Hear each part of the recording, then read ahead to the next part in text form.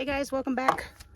We are on location in Seligman, Arizona, and it's hot as crap out here. So I hadn't done a video in a couple days, haven't really figured out what word I want to do yet.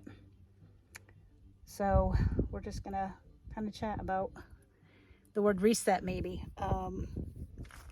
Reset was a word I learned in my Nurtured Heart approach class, and it is another word for time out. And that is what I'm doing today, is just taking a reset, time out, connecting back with nature and grounding myself and figuring out what the next step is, right? A lot of times in life, things get so hectic and we're stuck in that fight, flight, or freeze mode in our root chakra that it's hard to think and it's hard to let the answers come from up above. So we throw our questions out to the universe, God, source, spirit, creator, and he doesn't always answer us in the time that we expect, or that we need, or that we even want. Actually, that we need. God comes through, but it takes a lot of faith, and that faith gets tested a lot. And I had a family member who was waiting on some information from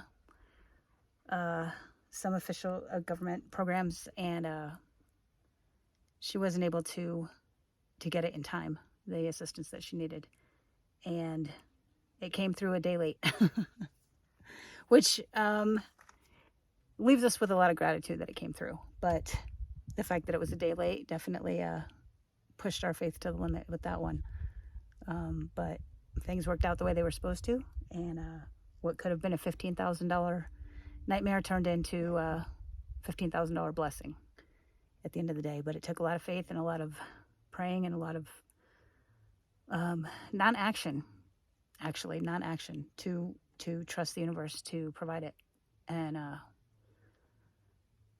it's funny. I have no more words for it. It's crazy the way it took letting things fall apart for things to come together. And a lot of times I think in our life that's what we need to do, right? We just need to sit back and let things fall apart, let the tower fall, if you will. Those of you that are tarot nuts, and know that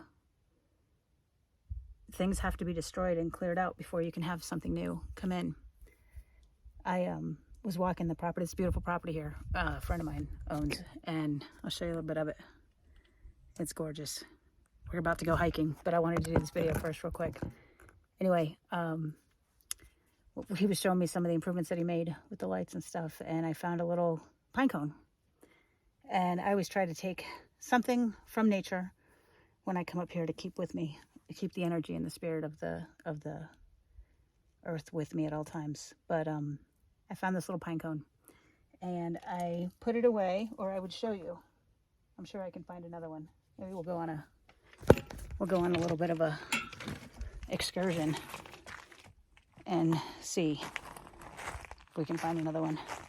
But this pine cone had been burnt, right? They've had a lot of fires out here in Arizona. And there's a certain pine cone, and I don't know the name of it, but you guys can Google it for sure. And it takes burning this pine cone, singeing it, right, before it will open up. And the seeds from within the pine cone can be released to then plant new pine trees. And when I saw this pine cone, I picked it up, and it had been burnt. It was open. And it just reminded me of how you have to let things crumble for new things to be planted and grow. And it's that middle ground, right? It's that after the ashes have cooled, before the new trees sprout, that winterish, I guess, if you wanted to put a season name on it, before that happens, for everything that needs to take place. And there's activity happening, right? And we don't always see it, and we get panicked and we get worried, and it can be crippling when you have to just sit back and do nothing, especially for someone like me who's maybe a bit of a control freak, and someone who needs things to happen. You just need things to happen sometimes, and it can be scary to trust that God will come through at the last minute like that. But I saw proof of that today, and I wanted to share that with you. And I can't find another pine cone, guys. I've been looking all over. I wish I could, but that's okay. It was the story that needed to be told. It just would have been nice to have a visual representation of it for you. But that being said, the visuals out here are amazing. And I, for one, am looking forward to hiking up that mountain right there a little bit later. And we'll see if I can do it. I'm not sure I have a lot of faith in myself right now, but we'll definitely give it a try. Anyway, wanted to share that with you guys and let you know, take those resets, right? Know that as things come crashing down, they're coming. Better things are coming, guys. Just have faith. Just have faith. You know, it's when you least expect the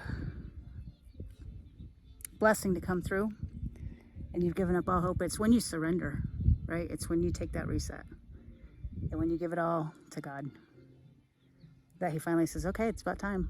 All right, guys, I'm gonna leave it there. Not exactly a word day, but definitely a I don't know, a insightful day. All right, guys, I feel like I am just babbling on here, so I'm going to go for my hike. You guys have a wonderful day, and we will talk soon. Don't forget, grow your words, taste your language. Talk soon.